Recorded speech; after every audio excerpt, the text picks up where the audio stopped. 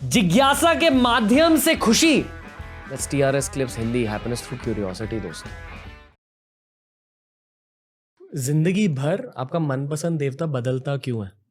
जिंदगी भर बदलता नहीं है। अगर आपको पता ही नहीं है कि आप क्या कर रहे हो क्या नहीं कर रहे हो, बस आपको भक्ति भाव है, तो आपके लिए देवता वही रहेंगे। कुल देवता का एक कॉन्सेप्ट है, इष्ट देवता का एक कॉन्सेप्ट है। कुल देवता यानी कि आपके जीन्स के भगवान, जो कि आपके ही किसी क्लैन में, जब आप पहले क्लैन में रोल रहते थे, ऐसे सिटीज़ वगैरह नहीं थी, तो जो भी उस क्लैन में सबसे ज़्यादा मास्टरी है उसको एनर्जी के ऊपर, तो वो किसी फॉर्म को क्रिएट करता था। रियलिटी में वो क्ले या फिर मड से भगवान को क्रिएट करते थे। आप देखिए कितने सारे हमारे पास देवियाँ हैं, उनमें कुछ कुछ देवी देखते हैं चीना मस्ता को हम देखते हैं, उनका माथा उनके हाथ में, उस प्रकार से अजीब और गरीब हमको देखने को मिलता है। वो इसी वजह से, क्योंकि जब वो बनाते थे ना, तो वो मास्टर नहीं थे चीज़ों को डिज़ाइन करने में, लेकिन वो बस कॉन्सिक्रेट करने के लिए हाथ पैर वगैरह बना दिया और उस प्रकार से एक फॉर्म क्रिएट कर दिया, उसको कॉन्सिक्रेट कर दिया और वो कुल देवता बन गए। जितने भी कुल देवता है आप देखना, कुल देवता आपको अजीब और गरीब लगेंगे। This is the reason. तो ये कुल देवता एक है जो आपके जीन्स के अंदर है, और वो सबसे क्लोज्ड भगवान है आपके। भगवान शिव से भी क्लोज, हनुमान से भी क्लोज, कृष्णा से भी क्लोज, आपके कुल देवता। उसके बाद आते हैं आपके इष्ट देवता, यानी कि जो आपको क्लोज फील करवाते हैं। जैसे भगवान श्री कृष्ण, भगवान श्री कृष्ण को लोग आजकल लोग मानते हैं उनको, तो वो उनके इष्ट देवता हो गए। वो अपने हिसाब से उनको अपना भगवान मान रहे हैं, दैट्स इष्ट देवता। तो कुल देवता तो आपके वही के वही हैं, और इष्ट देवता भी आपके वही के वही रहते हैं। लेकिन आपको जब चीज़ें रियलाइज होना स्टार्ट होती है, तब जाकर आप इष्ट देवता को बदलते हैं। और 99% लोगों को ये सब चीज़ें रियलाइज होती नहीं है कि मेरे जो इष्ट देवता है वो अभी तक ठीक थे, लेकिन अब मेरे को ये आगे नहीं बढ़ने दे रहे हैं, अब मुझे कहीं और जाना है। लेकिन 99% लोगों के लिए इष्ट देवता भी वही रहते हैं पूरी लाइफ। ओके। आपने काल भैरव के बारे में बात क्यों करी? क्योंकि काल भैरव ही एक ऐसे देव हैं जो देवी देवता की बात करें तो काल भैरव की मदद से ही मैं, गुरु तो है ही, और अगर किसी सुपरनेचुरल पावर की बात करें तो वो काल भैरव है।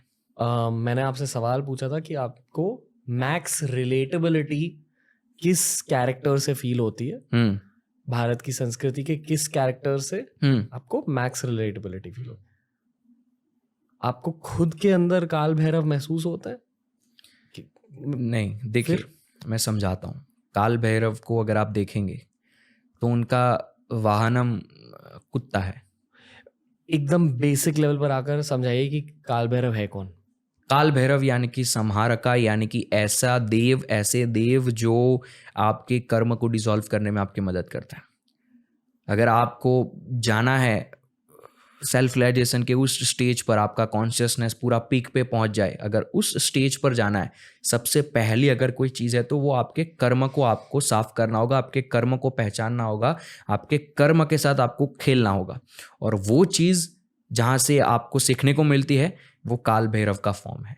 मैं उनको भगवान के तौर पे नहीं, मैं उनके फॉर्म से ज़्यादा रिजोनेट करता हूँ। उनका फॉर्म इतना जबरदस्त है कि आप क्या ये शिव जी के अवतार है? कह सकते हैं। अगर हम देखें एक नॉर्मल वे से तो वो शिव जी है, लेकिन अगर वैसे देखने जाए योगिक पर्सपेक्टिव तो वो एक अलग फॉर्म है, शिव एक अलग फॉर्म है। फर्क क्या है? फर्क ये है कि देखो, जितने भी देवी देवता हमारे पास है, they are the form replication of your energy. समझाता हूं मैं। शिव जो है, अल्टीमेट कॉन्शियसनेस पर जब आप पहुंच जाते हैं तो उस समय जिस प्रकार से आपकी एनर्जी होती है वो शिव है। आंखें बंद करके बैठे रहते हैं, ठीक है, भोले हैं, और जब क्रोध में आ जाते हैं तो क्रोध वाला रूप धारण कर लेते हैं। तो उस लेवल पर जब आप पहुंच जाओगे तो वो कौन है? शिव है। स्टार्टिंग में एक फॉर्म अगर आपके लिए कोई है तो काल भैरव, उसके बाद नटराज, उसके बाद दक्षिणामूर्ति। दक्षिणामूर्ति यानी कि शिव खुद। तो इस प्रकार से पूरा फॉर्म चलता है। तो मैं अगर साधना स्टार्ट कर रहा हूँ तो काल भैरव जी मेरे लिए एक फॉर्म होगा जिससे मैं अपने कर्म को पहले डिसॉल्व करूंगा। वो तमस स्टेज को रिप्रेजेंट करता है। फिर आता है नटराज, जो राजसिक स्टेज को रिप्रेजेंट करता है। तो नटराज पे मैं आ गया तो नटराज से मुझे जो मटेरियल चीज़ें हैं ना उसको साफ करने का मौका मिलता है। नटराज के 64 फॉर्म्स हैं, वो 64 फॉर्म्स में अलग अलग साधना छिपी हुई है। अगर आपको देखना आ गया तो आप समझ पाएंगे वो मूर्ति आपसे बात करेगी। बात से मेरा मतलब है कि वो आपको कुछ समझाएगी, वहाँ से आपका पूरा एक प्रोसेस निकलेगा। उसको फॉलो किया, आपकी मटेरियल चीज़ें आपके अंदर से गई। Now you are on the stage of Dakshinamurti, यानी कि अब आप अल्टीमेट गुरु बन चुके हैं और अब आप दूसरों को इनिशिएट कर सकते हैं। आप देखोगे दक्षिणामूर्ति के फॉर्म को तो उनके चारों ओर ऋषि बैठे हैं। चारों का नाम ऋषि सनक है और वो चारों वेदों का ज्ञान दे रहे हैं दक्षिणा जी, लेकिन आंखें बंद करके दे रहे हैं, बिना बोले दे रहे हैं। और वो जो ऋषि बैठे हुए हैं वो बस बिना बोले दक्षिणामूर्ति कुछ कह रहे हैं और वो सुन रहे हैं। तो उस लेवल पर आप पहुंच जाते हो कि आप बिना बोले अपना नॉलेज ट्रांसमिट कर सकते हो, शक्ति पाठ दे सकते हो। So that's the ultimate level, लेकिन वहां तक पहुंचना बड़ा मुश्किल है।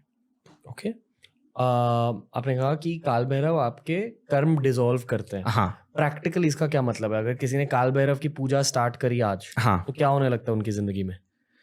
अगर आप काल भैरव की उपासना करने जाओगे ना, तो जैसे मैं वाहन की बात कर रहा था, उनका कुत्ता वाहन है, तो हमको क्या लगता है कि वो कुत्ते पे बैठकर चल भाई तू अब मेरे को यहाँ से वहाँ ले जा, ऐसा करते होंगे? नहीं, वो बस एक फॉर्म हमें बताया गया है। देखो आप एनिमल्स, अगर 10 लोगों को खड़ा किया जाए लाइन में और अगर सामने कुत्ते को रखा जाए, तो वो स्ट्रीट डॉग्स की मैं बात कर रहा हूँ, ठीक है, पालतू कुत्ता नहीं, स्ट्रीट डॉग्स अगर है तो वो सभी के पास नहीं जाएगा। 10 में से 3 ऐसे लोग होंगे जिनके पास वो जाएगा, बाकी से डरेगा। बस खड़े रहेंगे ना, कुछ नहीं करेंगे, तब भी वो डरेगा। क्यों? क्योंकि कुत्ता फील कर पाता है, हमसे ज़्यादा सेंसिटिविटी होती है। रात को इसी वजह से वो रोते भी हैं, क्योंकि वो फील कर पाते चीज़ों को। तो आपके जो कर्म है ना, वो आपके आकाश, अब लोगों को आकाशिक क्षेत्रम समझ में नहीं आएगा, आपके आसपास, जिसे हम आजकल वाइब्स कहते हैं, तो इसे हमारे वेदों में आकाश कहा गया है। तो वो हमारे शरीर के 2-3 सेंटीमीटर बाहर होता है। तो हमारे कर्म अगर खराब होंगे ना, तो हमारा आकाशिक क्षेत्रम जो है ना, वो अच्छे से नहीं बना होगा और इस वजह से कुत्ता उसे फील कर पाता है, वो हमारे पास नहीं आता है। तो जब आपके पास कुत्ता पास आने लगे, उसका मतलब है कि आपके कर्म साफ हो चुके हैं। इसी वजह से काल भैरव जी का वाहन कुत्ता है, यानी कि वो एक ऐसा फॉर्म जो आपके कर्म को साफ करेगा। इसी वजह से उनके पास कुत्ता आया। तो अगर आप तांत्रिक वैसे उपासना करने जाओगे काल भैरव की, तो पहले वही चेक किया जाएगा आपके पास कुत्ता आ रहा है या नहीं आ रहा है। कुत्ता आ रहा है तब जाकर आप काल भैरव की उपासना कर पाओगे, यानी कि यू आर नाउ रेडी। इसी वजह से फॉर्म में वो दिखाया गया है। उनके हाथ में आपको सर्प देखने को मिलेगा जो डमरू के ऊपर है। तो उस पूरे फॉर्म को संहारका कहा जाता है। वो ये दर्शा रहा है कि आपका जो वो एक सिंबॉलिज्म है, सिंपल सिंबॉलिज्म, कि आपके कर्म पर्टिकुलर काल भैरव की उपासना से साफ होने लगेंगे, क्लीन होने लगेंगे। वो उपासना करो, मंत्र होते हैं काल भैरव जी की, बहुत सारी चीज़ें होती है, बट पब्लिक प्लेटफॉर्म पे लोगों के लिए नहीं है। क्यों? क्योंकि काल भैरव एक फियर्स फॉर्म है और अगर आज कोई करने लगेगा विदाउट एनी ऑब्जर्वेशन, गुरु की गाइडेंस के बिना, तो शायद वो डर जाएगा, शायद उसके ऊपर ट्रॉमा में चला जाए, उसके ऊपर कुछ ऐसा हो जो नॉर्मल लाइफ में आ ही ना पाए फिर से। तो इस प्रकार से चीज़ें हैं और इसी वजह से मैं काल भैरव से ज़्यादा रिजोनेट करता हूँ। और मैं जहाँ रहता हूँ वहाँ भी काल भैरव जी का बहुत पुराना शिवलिंग है और मेरे घर के बस थोड़े ही दूर है। और मैं वहाँ जब बैठता हूँ तो मुझे किसी गुरु की ज़रूरत नहीं होती है, मैं बस आंखें बंद कर दूँ, सब कुछ हो जाता है। तो इसी वजह से मेरे लिए काल भैरव बड़े महत्वपूर्ण है। और जो मैं रुद्राक्ष पहनता हूँ वो भी काल भैरव कॉन्सिक्रेटेड रुद्राक्ष ही है। So that is helping me. कर्म को आप इस प्रकार से डिसॉल्व कर सकते हो। काल भैरव का रुद्राक्ष अगर आपके पास है और अगर आप पहन के चलते हो, slowly it will lose you up. मतलब क्या प्रैक्टिकली? मतलब क्या प्रैक्टिकली अगर हम बात करें तो देखो, संचिता कर्म जो मैंने स्टार्टिंग में समझाया, उसको हम कुछ नहीं कर सकते, वो हमारे पुराने लाइफ टाइम्स के, इस लाइफ के नहीं है। लेकिन इस लाइफ के अंदर जो भी हम कर्म इकट्ठा कर रहे हैं, जिसको मैंने कहा आगामी कर्म में वो आपके पास लौट के आएंगे, तो हम उस कर्म को साफ कर सकते हैं। जैसे कि आप काल भैरव की उपासना कर रहे हैं, कुछ ऐसे मंत्र है, कुछ ऐसी चीजें हैं जो आपको पश्चाताप, मैं एक सिंपल वे में समझाता हूं। पश्चाताप वर्ड है हिंदी का, उसका मतलब ही है, मैंने ये एक्सरसाइज लोगों को सिखाई भी है। अगर आपको कुछ लगता है ना कि आपसे बहुत बड़ी गलती हो गई है, आंखें बंद करो और धीरे धीरे उस मोमेंट में फिर से जाओ। जो आपने गलती करी थी उसको आपके ही मोमेंट में ठीक करने की कोशिश करो, आंखें बंद करके उस पूरे टाइम को फिर से रिलीव करने की कोशिश करो। जब आप ऐसा करोगे ना, तो आपके न्यूरोलॉजिकल पाथवे में वो चीज़ क्लीन हो जाएगी। आपके कर्म आपके न्यूरोलॉजिकल पाथवे में, आपने कुछ किया, आपके अंदर एक गिल्ट है, वो आपकी न्यूरोलॉजिकल पैटर्न के अंदर बैठ गई है, उसकी वजह से आप कुछ और आगे आने वाले टाइम में गलत करोगे। लेकिन अगर आप हर रोज महीने भर प्रैक्टिस कर रहे हो कि आपकी पुरानी चीज को आप अपने आंखें बंद करके उस टाइम को फिर से जीकर उसे साफ कर रहे हो, तो धीरे धीरे आपके न्यूरोलॉजिकल पैटर्न में ये चला जाएगा कि वो चीज आपने फिर से करी और वो सही करी, क्योंकि न्यूरोलॉजिकल पैटर्न सबकॉन्शियस माइंड को टाइम नहीं पता होता है, it is beyond time, and that's काल भैरव, बियॉन्ड टाइम। सो आपका सबकॉन्शियस माइंड बियॉन्ड टाइम है, और आप सबकॉन्शियस माइंड की मदद से आपके उस मोमेंट को रिलीव करके उसको फिर से सही कर रहे हो, तो आपके न्यूरोलॉजिकल पैटर्न को ये लगेगा कि आपने रियलिटी में वो चीज करी, एंड फॉर दैट उसकी वजह से आपके आगामी कर्म क्लीन हो सकते हैं। Now you are ready for Nataraja.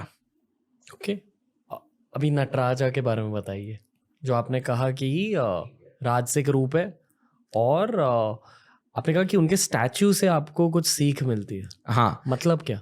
अब तांडव हम कहते हैं, महादेव तांडव करते हैं, तांडव करते हैं। लोगों ने इसको बड़ा गलत समझ रखा है कि तांडव कर रहे हैं मतलब गुस्से में तांडव करने लगे। नहीं, नटराजा को आनंद तांडव कहा जाता है। ब्लिस में डांस कर रहे हैं, वो हंसते हुए डांस कर रहे हैं, खुशी इतनी है कि कंट्रोल नहीं हो रहा है, वो डांस कर रहे हैं। लेकिन फॉर्म्स में जितनी भी चीज़ें दिखाई गई, अलग अलग तांडव है, वो अब सारे गुरु दीक्षा तांत्रिक में ही होते हैं। तांडव के नाम, तांडव से कैसे आप चीज़ें सीख सकते हो। लेकिन जो नटराज है वो आनंद तांडव, सिंपल एक बेसिक तांडव जिसको हम सब जानते हैं, सबके घरों में उनकी मूर्तियाँ भी होती है। अगर आप उन्हें देखोगे तो उनके नीचे एक छोटा बौना आदमी यानी कि ड्वार्फ है, जिसके ऊपर वो डांस कर रहे हैं, जिसे अपस्मारा कहा जाता है। अपस्मरा, अपस्मरा का ऑपोजिट होता है स्मरण, स्मरण का ऑपोजिट अपस्मरण, तो अपस्मरण का वो छोटा वर्ड है अपस्मरा। तो जब आपके काल भैरव की मदद से आपके कर्म डिसॉल्व हो गए, नाव आप कर्म डिसॉल्व करने के बाद एक ऐसे स्टेज पे पहुंच गए हो जहां पर आपको पता है कि आपको कैसे जीना है, यू आर कॉन्शियस। तो स्मरण का मतलब कॉन्शियसनेस, और स्मरण का अपोजिट अपस्मरण, और अपस्मरण के ऊपर वो खड़े, यानी कि अपस्मरण को दबा दिया, यानी कि जो आप अवेयर नहीं रहते थे वो चीज उनके पैर के नीचे दब गई, और फिर वो ब्लिस में डांस कर रहे हैं, कॉन्शियसनेस से डांस कर रहे हैं। अब उस डांस के अंदर उनका एक पैर ऊपर होता है, तो वो पैर जो उनका हमेशा जितने भी तांडव है उनमें एक पैर उनका ऊपर ही होता है। तो वहां पर क्या हो रहा है कि आपकी एक साइड, आपकी ईड़ा नाड़ी या फेमिनाइन साइड से पूरी एनर्जी आपके शरीर में ली जा रही है, और दूसरी साइड से फिर से एक सर्किट बनाई जा रही है।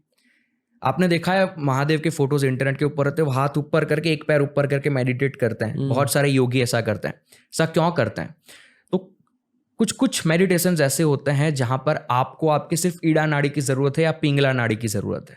तो अगर आपका एक पैर ऊपर होगा और अगर आप आपके राइट पैर पे खड़े हैं तो आपका पिंगला, जो आपका जो मैस्कुलाइन फॉर्म है, वो एक्टिव हो जाएगा। वो देखा है लोग हाथ में यहाँ पर डंडा रख के वो माला करते हैं, या फिर योगी जो होते हैं वो डंडा लेके घूमते हैं, उनके बगल में दबा के रखते हैं।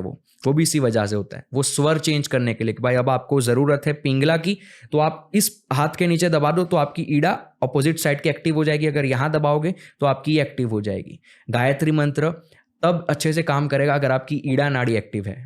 अपने नाक के नीचे हाथ रखो, देखो कौन से सांस ज्यादा आ रही है, कौन सी नॉस्ट्रिल में से। अगर आपको दिखता है ईड़ा नाड़ी में से आ रही है और उस समय अगर आप गायत्री मंत्र करते हो तो वो ज्यादा इफेक्टिव होता है। अगर आपको कोई इंट्यूशन हो रहा है, ये स्वर योग है, ठीक है, एक पार्ट है हमारे शास्त्रों का। तो अगर आपकी ईड़ा नाड़ी से सांस आ रही है, आप कुछ सोच रहे हो और आपको कोई इंट्यूशन हुआ, तो आपको कंफर्म करना है कि क्या ये रियल है या नहीं है, will it be the reality और नहीं। तो आप चेक करो उस क्षण की आपकी अगर ईड़ा नाड़ी काम कर रही है, और अगर आपको उस समय अगर उस समय आपको कोई भी चीज़ें अंदर से निकलती है तो वो रियलिटी में होने वाली होगी। ये स्वर योग है, इसको लोगों को बताना नहीं चाहिए क्योंकि लोग इसको मटेरियल वे में यूज़ कर सकते हैं। एक ऐसा योग जो बहुत सिंपल है और लोग इसका यूज़ कर लेंगे बिना किसी गुरु के, वो है स्वर योग। लेकिन ये नॉलेज सबको दी ही नहीं जाती है इसी वजह से। तो इस प्रकार से हैं। तो वो आनंद तांडव जो है नटराज का, उसमें अलग अलग इस प्रकार के फॉर्म्स हैं, उनके हाथ में अलग अलग ऑब्जेक्ट्स हैं जो अलग अलग साधना को दर्शाते हैं और कौन से साइड को एक्टिव करके साधना करनी है। इस प्रकार से 64 उनके डिफरेंट फॉर्म्स हैं और बहुत सारे से तांडव्स हैं। वो सब पब्लिक प्लेटफॉर्म पे नहीं है, एक आनंद तांडव आपको देखने को मिलता है। So that's Nataraj. लेकिन मेन चीज़ है कि वो अपस्मरा पे खड़े, यानी कि नाउ यू आर कॉन्शियस। दोस्तों अगर ये वीडियो अच्छा लगा तो डेफिनेटली हमारी प्लेलिस्ट देख लीजिए, ऐसे ही वीडियोस आपको वहां भी मिलेंगे। और डेफिनेटली TRS क्लिप्स हिंदी को सब्सक्राइब कीजिए।